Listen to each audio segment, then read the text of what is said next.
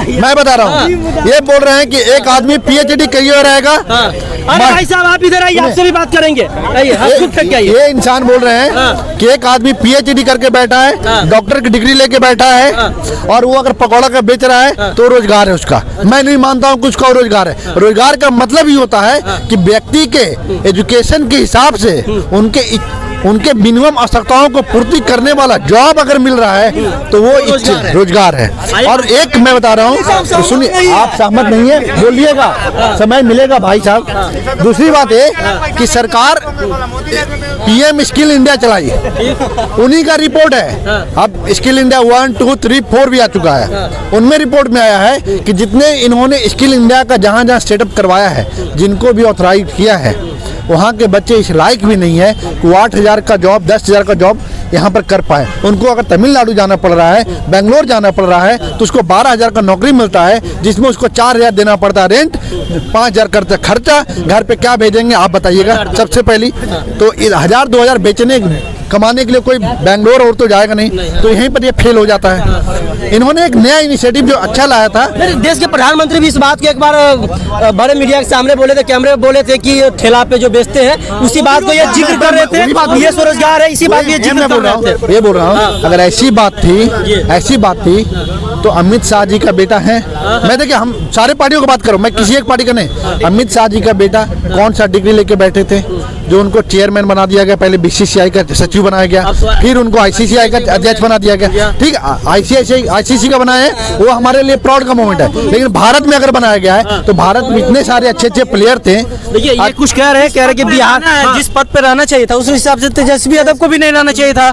9वीं fail मुख्यमंत्री deputy CM बनेगा। उम्मीदवार है, अभी डिप्टी CM नहीं, उम्मीदवार के दौर पर चल रहे हैं। उसका बात ये जो बात बोल रहे हैं, हमारे पॉलिटिक्स में जिस तरह से संविधान में लिखा गया है कि हर चीज के लिए क्राइटेरिया होता है। आपको अगर जज बनना है तो उसके लिए कुछ अलग पढ़ाई है, आपको IAS बनना तो उसकी अलग पढ़ाई है, आपको कोई और जॉब में जाना उसकी अलग पढ़ाई है। ठीक है, एक बात ये, अब नेता का बात करें वहीं पे BCCI, एक बात बताइए, अभी आप BCCI के अध्यक्ष के बारे में बात कर रहे थे, अमित शाह के बेटे के बारे में, जैसा के बारे में, फिर आप ICICI के वो अध्यक्ष बन गए, तो फिर उनका भी जो क्राइटेरिया होगा फुलफिल तो कर रहे होंगे, तभी तो वो अध्यक्ष बने। जिस तरीके से बिहार में तेजस्वी यादव को आप कवर कर रहे हैं, बता रहा हूँ, यहाँ पर एक कोई क्राइटेरिया नहीं है ICC में। मैं ये बोल रहा हूँ, आप एक घर के, सुन लो भाई भैया, एक मिनट मेरी बात सुन लीजिए। अगर आप घर के एक मेंबर हो, आपका बेटा चाहता है क्रिकेट में अच्छा खेले, लेकिन पूरे परिवार के मेंबर में सिर्फ आप क्रिकेट अच्छा खेलते हो, लेकिन अगर कोई व्यक्ति घर का बोल रहा है कि नहीं इससे क्रिकेट सिखवाओ उस व्यक्ति को, तो कौन ज्यादा अच्छा सिखाएगा? आप सिखाएंगे या ये सिखाएगा? क्योंकि आप क्रिकेट जानते हो तो आप अच्छा करोगे। तो आप किसको भेजवा रहे हो? इसे जो भेजवा रहे हो, इससे किसी का भला नहीं होगा। आप फिर क्या करोगे?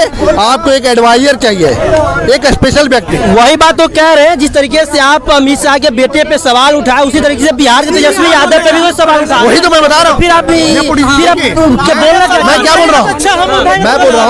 मैं बोल रहा हूँ कि पॉलिटिक्स में एक नेपोटिज्म वर्ड होता है, और नेपोटिज्म का दो मतलब होता है।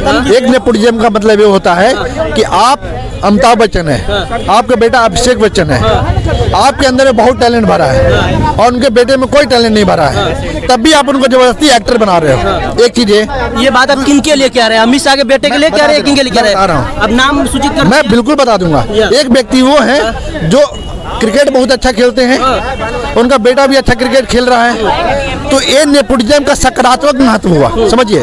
मैं ये बोल रहा हूँ कि अगर लालू यादव का बेटा तेजस्वी यादव है, अगर उसने बचपन से पहले वो क्रिकेट में गए, क्रिकेट के बाद वो पॉलिटिक्स में आए, बहुत बार शिकस्त भी खाए, तो पॉलिटिक्स सीखे हैं। अगर सीखते सीखते अगर वो सीख रहा है, ऐसा तो नहीं कि हर बार सफल हो रहा है, वो मेहनत कर रहा है। फिर आप अपने बात में खुद फंस गए ना, फिर उसी तरीके से जैसा भी तो पहले BCCI में थे ना जी, अब ICCI है, तो BCCI में लगभग 10 साल उस समय ये सीखे ना जी, तो सीखा, फिर आप उनमें सवाल फिर उठाए, दोनों तो बात बराबर हो गई। नेपोटिज्म की बात कर रहा हूँ। शुरुआती में जो चीजें हो रही है, अगर आप डायरेक्ट किसी को बना रहे हो ना, तो आपके पास जो ऑप्शन रहेगा ना, जो ऑप्शन है तो आप बनवाइए।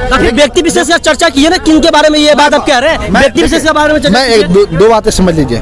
एक चीज है मैं ये नहीं बोल रहा हूँ नेपोटिज्म का मैं बड़ा समर्थक हूँ इस मामले में। मैं वहाँ समर्थक हूँ नेपोटिज्म में जहाँ अगर आप अच्छा किए हैं, आपका लड़का भी अच्छा कर रहा है, तो वो सकारात्मक है। अगर बेटा अगर लालू यादव पॉलिटिक्स जो भी की, हम उनके बारे में बात नहीं करें, बात अगर तेजस्वी की आ रही है, अगर तेजस्वी अगर पॉलिटिक्स में कुछ सकारात्मक माहौल बना रहे हैं, अगर कुछ अच्छा लोगों के लिए कर रहे हैं, जनता के लिए, तो आप उसको समर्थन करना चाहिए। क्योंकि जनता को जो चाहिए एक पॉजिटिव पॉलिटिक्स चाहिए, निगेटिव पॉलिटिक्स नहीं चाहिए। अगर क्योंकि आप जब पढ़ेंगे कि क्या है कि नहीं, हम आपके बात समझ गए। आप बस इसका जवाब दीजिए कि क्या आप तेजस्वी यादव समर्थन कर रहे हैं बिहार में जिस तरीके 2025 विधानसभा में वो राजद की तरफ से एक अहम उम्मीदवार सीएम फेस के लिए राजद की तरफ से, उनको क्या आप समर्थन कर रहे हैं, सो बताइए। मैं तेजस्वी यादव को उस तरह से समर्थन नहीं करता हूँ। हम यही जानना चाह रहे थे कि आप दोनों तरफ से न्यूट्रल लग रहे हैं, एक तरफ जैसा की तरफ, जैसा कि जो है उनके तरफ भी आप नहीं है और इनके भी तरफ मैं तथ्यों पे बात करता हूँ। मैं यहाँ कोई भाजपा और राजद की बात नहीं होती है। जब मेरा वोट जाता है, जिनकी जिस समय योजनाएं अच्छी होती है, मैं उसका समर्थन करता हूँ। चलिए।